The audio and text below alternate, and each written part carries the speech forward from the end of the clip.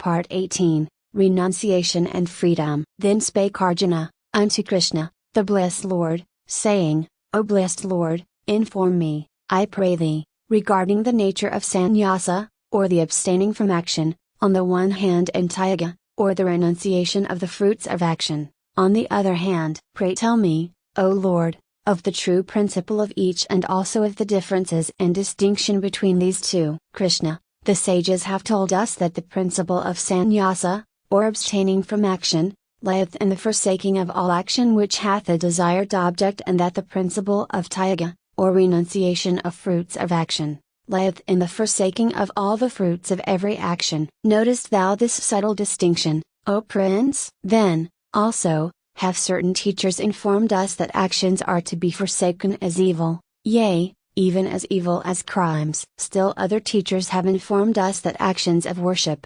sacrifice, austerity, and devotion, are worthy and virtuous, and therefore should not be forsaken. In view of this confusion of teachings, hear thou, O Prince, to this my certain teaching upon this subject of tyaga, or the renunciation of the fruits of action, which is taught as being threefold. Tyaga, or renunciation of action, doth not rest in the forsaking of virtuous and religious action. Therefore actions of worship, devotion, austerity, and charity, are not to be forsaken or renounced. For most proper are they. Performance, and devotion, austerity, and charity are the purifiers of the teacher, and philosophers. It is my certain teaching, O Arjuna, that such virtuous and religious actions and works are to be performed for their own sake, for their own inherent virtue, and not from hope of reward here or hereafter, but with full renunciation of reward, merit, consequences or fruits of the action or works. The teaching that it is proper to abstain from these virtuous works, which surely are to be performed by the virtuous, is erroneous, false and improper, and the following of such pernicious teachings result from the folly and confusion of mind resulting from the tamas guna, or quality of ignorance. And also know this, O Prince, that most erroneous is the forsaking of work and action, for the reason that it is painful, tiresome and unpleasant to the physical body, or because it is unattractive to the mind. Verily he that for these reasons leaveth undone that which he should have done, and would take merit therefore, he is self-deceived and shall not obtain the merit accruing from renunciation. This folly doth arise from the rajas guna, or quality of desire. But that work and action which is performed because it seemeth proper and necessary to be done, providing it be performed with a full forsaking of the consequences and fruits, and without hope or expectation of reward, verily such is true renunciation, most proper, good and pure. Such ariseth from sattvas guna,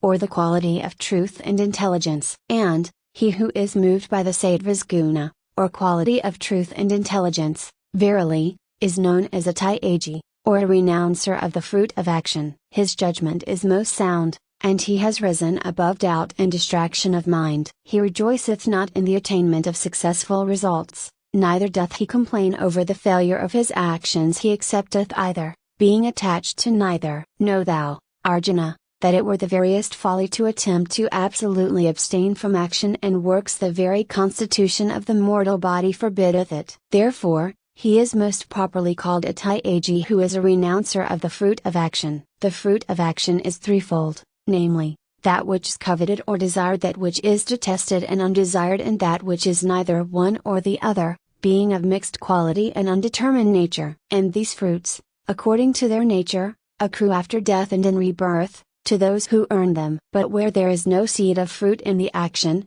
there is no fruit. And where the fruits are renounced, none accrueth. Learn from me, Arjuna, that for the performance of every act 5 agents are necessary, as is declared in the sacred teachings. These are the body, the acting mind, the various energies, the muscles and nerves, and the soul. All work or actions which engageth a man, the work of the body, or work of the mind, or speech, whether good or evil, lawful or unlawful, hath these 5 agents in operation in the performance. He therefore, who knoweth this, and yet conceiveth the real self to be the sole agent of the action, is as one blind, and seeth not in truth. He who hath freed himself from the bonds of personality, and who hath gained right understanding, verily he knoweth that although he destroyeth these hosts gathered together in battle array, yet hath he killed not at all, nor is he bound by the fruit of his action in his rebirths. There be three moving causes of action: those which precede the performance of every act, they are dhyana or knowledge, dhyana,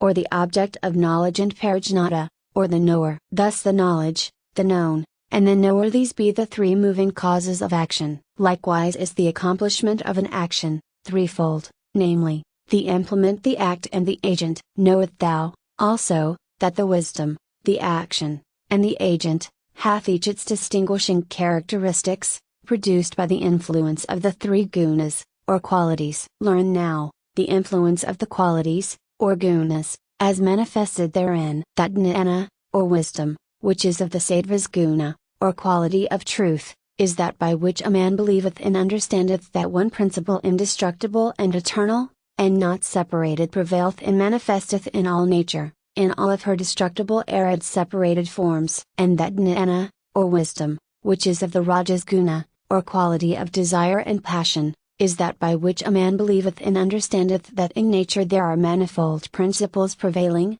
instead of one. And that dhyana, or wisdom, which is of the tamas guna, or quality of ignorance and stupidity, is that by which a man believeth and understandeth not any principle whatsoever, in which, looking not beyond the form, nor beneath the surface of things, seeth each object or thing, regardless of its relation to another or to the whole, thinking of each as if it were the whole, without any conception of cause or origin, bathed in slothful thought and ignorance. That act which one performeth is lawful and virtuous, without regard for its consequences, fruit, or reward, dispassionately and without attachment, that proceedeth from the sattvas guna. And that act which one performeth with great care and concern for consequences, and rewards, inspired by selfish desire and egotism, that proceedeth from the rajas guna. And that act which one performeth regardless whether it be right action or wrong action, heedless of its possible evil and hurtful effects upon others, that which is performed in ignorance,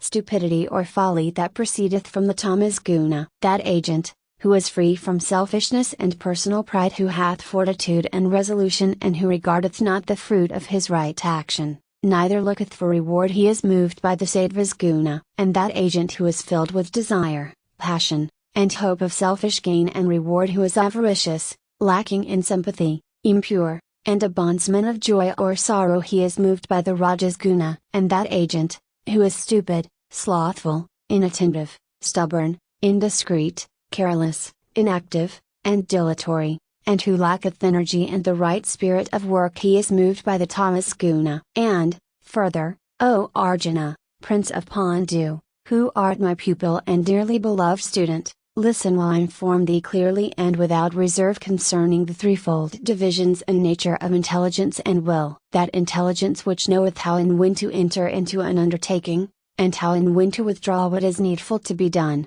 and what is needful to refrain from doing, which knoweth what is fear, what fearlessness, and what prudent caution, what is freedom, what bondage, and what foolish license. That intelligence cometh through sattvas guna. And that intelligence which knoweth not fully what is proper and what is improper, what is right and what is wrong, this imperfect understanding being because of the sway of personal desire and passion, which warpeth the reason, and which causeth one to see every act by the light of his own personal desire, that intelligence cometh through rajas guna. And that intelligence which, wrapped in its dense stupidity and sloth, mistaketh wrong for right, injustice for justice, and which seeth all things awry, distorted and inverted, and contrary to their real meaning and nature, that intelligence cometh through tamas guna. That will by which a man mastereth and controlleth himself, his mind, his actions, his organs, his body, with devotion and firmness, that will ariseth from sattvas guna. And that will by which a man is firm and persistent in his calling,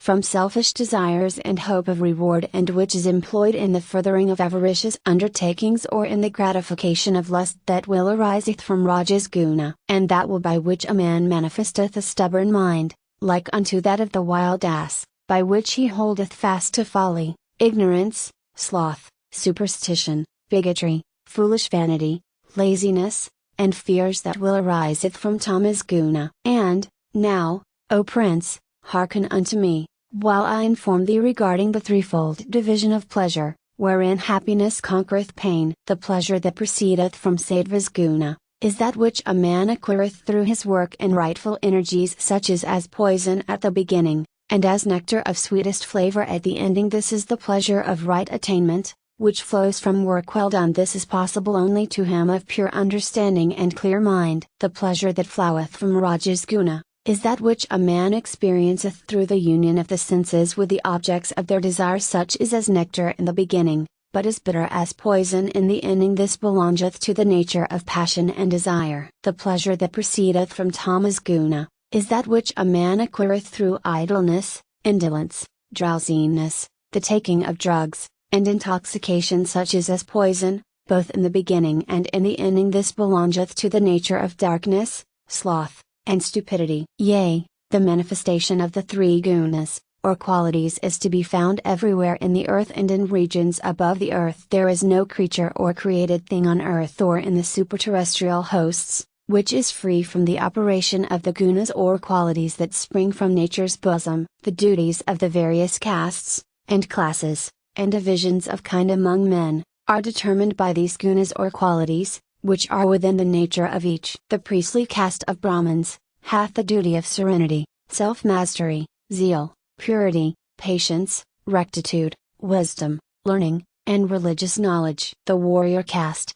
of Kshatriyas, hath the duty of courage, bravery, fortitude, honor, obedience, discipline, nobility, and soldierly conduct. The farmer caste, of Vaishyas, hath the duty of industry, knowledge of the soil, of grains, of fruits, of cattle, and knowledge of trading, buying and selling. The laboring caste, of Sudras, hath the duty of faithful service, industry, attention, faithfulness, and honesty. And each duty is inspired and fostered by the natural disposition of each, which springeth from the gunas, or qualities, coming down to the man through his past thoughts, desires, and lives in the shape of character. Blessed is he that doeth his work as well as he can, that performeth his duty faithfully, according to his nature and walk of life. For from such good work, coupled with a contented mind, doth perfection arise. Listen thou, Arjuna, while I informeth thee how perfection is gained by him who is intent upon his own duty, and who is faithful in the performance thereof. He who worketh to his best, in the line of his duty, and then offereth his work, and labor, and duty, as a sacrifice to the Absolute Spirit, from which proceedeth all the principles of nature, life, and the universe, and from which is spread out the universal life in all of its forms and shapes and degrees of manifestation. He that worketh and who performeth his duty in that spirit, verily I say unto thee, that man obtaineth perfection by reason of such service and sacrifice. This is the supreme sacrifice of life, which each man must offer to the supreme source of life. Far better it is for one to perform his own duty in the world, even though that work be lowly, and possessing faults, than the duty of another, though the work be great and well performed. He who doeth the duty and work established and indicated by his own nature, and character, wrath not. He who follows nature's guidance in this, doeth well. Natural inclination toward occupation and manner of life, when coupled with ability for its performance, is worthy of performance, and thus becometh duty. And then, let all remember, that every calling, or occupation, or duty, or manner or class of life, hath its painful side and its drawbacks and hindrances. Let all remember that every fire hath its smoke, and that it is folly to vainly imagine that one's own task is the hardest, and that the tasks of others are free from defects and hardships. One who hath a mind unattached, and unaffected by the pairs of opposites, whose mind is controlled, and whose personal self is mastered, whose desires are dead, he hath by renunciation acquired the highest perfection of freedom. He hath gained freedom from work, by the performance of work without desire for fruits. Listen, now, while I inform thou how such an one, having gained this perfection, may enter into the eternal bliss. Having purified his mind, and cleared his understanding, having mastered his personal self by firm resolution, and having forsaken the objects of sense, having delivered himself from desire, dislike, and passion, worshipping with intelligent discretion and understanding, eating with moderation and temperance, with controlled speech, body and mind being well practiced in meditation and concentration, being dispassionate, having freed himself from ostentation, egotism, tyranny, vainglory, lust, anger, avarice, covetousness, and selfishness possessing calmness and peace, amidst the feverish unrest of the world around him, such a man is fitted to enter into the consciousness of the universal life. And, having thus entered into this universal life consciousness, he obtaineth absolute peace of mind, and he no longer wondereth, longeth, nor lamenteth. The same to all beings and things, and all beings and things the same to him. He attaineth supreme devotion to me, and by this devotion to me, gaineth he the fundamental knowledge of what I am in essence. And having known what is my essence, he entereth, without hindrance or further obstacle, into my being. Know, also, O Prince, that a man being engaged in any or every work, performing any or all actions with faith, and devotion, and confidence in me, placing his faith, and hope and confidence and mind upon me and me alone, he shall find his way to me, and I to him. Then, O Arjuna, well beloved, place thou thy heart, and soul and mind upon me. Perform all thy acts, and work, and duty, for me. Place upon me each and every one of them. Make me thy supreme choice and preference, and with the light of thine unfolded understanding, do thou think earnestly and constantly of me. And by so doing, shalt thou, through my divine love, surmount and conquer every difficulty which doth surround and encompass all mortals. But, beware, lest in the pride of personality thou heedst not my words and teachings, for if thou so failst in thy understanding and discrimination, then shalt thou escape me, and I thee. And, if in thy self-sufficiency and half-wisdom, thou shouldst affirm to thyself, I will not fight, then shalt even that, thy determination, prove vain and fallacious, for even then shalt the principle, qualities and character of thy nature force thee into the fight, and cause thee to grapple with thy foeman. Yea, O Prince, even that which thou, in thy illusion and personal conceit, thinkst thou wilt not do, even that shalt thy character, nature and qualities compel thee to do. From duty there is no escape. Helpless art thou within the net, being bound to thy dharma, or duty, by thy karma, or the law of cause and effect, coming to thee from thy past lives, and the essence of which is thy nature and character, with its qualities and tendencies. Even so art thou free only in one direction, and that is the direction of thy natural duty, even that which thou seekst in thy ignorance to avoid. Knowest thou, Arjuna, that within the heart of every being there dwelleth Ishvara, the Master, who causeth all things to revolve upon the wheels of time. He is the potter, upon whose wheel these forms and shapes revolve, feeling the touch of his finger as he molds them into shape. Take refuge in him, and him alone, O Arjuna, upon each and every occasion of thy life, in all thine actions and undertakings, for in him alone shalt thou find peace and happiness, and a safe abode, which endureth forever and forever. And in this teaching of the truth, have I made known to thee a knowledge which is a mystery of mystery, a secret of secrets, a truth of truths. Ponder well upon it, O Prince, and when thou fully understandest it, then act as seemeth best unto thee, in the light of thy illuminated understanding. And now, O Prince of Pandu, Arjuna, my well-beloved student, listen unto my further and supremely mysterious teachings, which now I shall reveal unto thee, for thy good, and because of my love for thee. Give unto me thy heart, and mind and soul, and understanding, and thought, and interest and attention, O Arjuna, my beloved. Place them all upon me, who hath declared my true being unto thee. Serve me alone, worship only me, bow down to me alone, and I pledge thee that thou shalt surely come to me, thou who art my loved one. Forsaking every other teaching, philosophy, science, or religion, fly to me alone. Grieve and distress thyself no longer, O Arjuna, for I shall surely deliver thee from all thy sins, transgressions and shortcomings. And, now a final word of caution to thee, Arjuna, hearken thou, and those who come after thee, to it, and govern ourselves accordingly. Know thou that this my teachings is not to be revealed to any who hath not subdued their bodies by devotion, or who are not my servants, nor to those who are not willing and desirous to acquire the wisdom teaching, nor to those who despise me. They who shall teach this divine wisdom, this supreme mystery, to those who are my servants and who, practicing true devotion to me,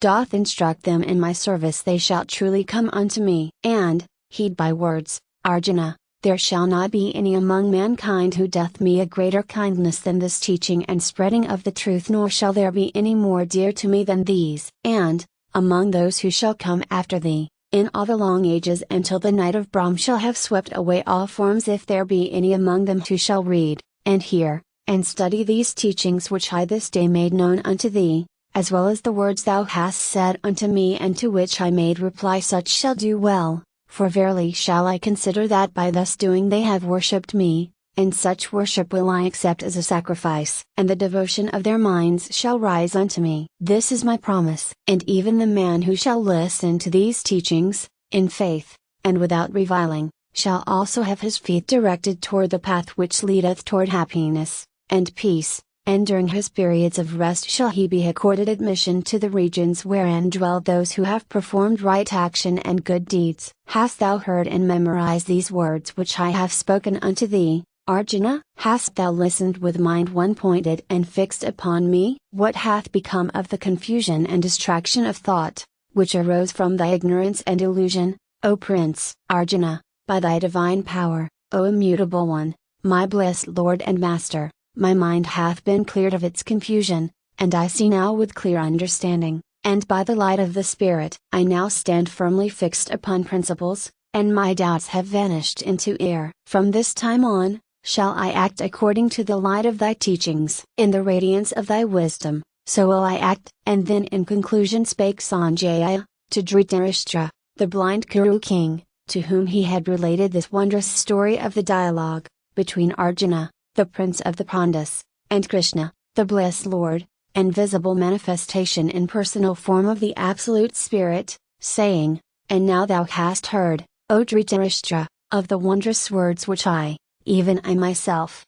overheard in this conversation between Krishna and Arjuna. By the favor of some high being was I enabled to hear and remember this mystic and wondrous doctrine and teaching, as it fell from the lips of Krishna himself. Remembering, again and again, this holy conversation, am I filled with great joy and happiness. And when I recall the mysterious form of Krishna, my Lord, then am I still more astonished, and still more rejoiced. Wherever these words of Krishna, the Lord, and Arjuna, the Prince, may chance to be seen, and read, and known, then even there too must come prosperity, attainment, and happiness, yea, blessing and peace. Of this I have no doubt, this is my belief.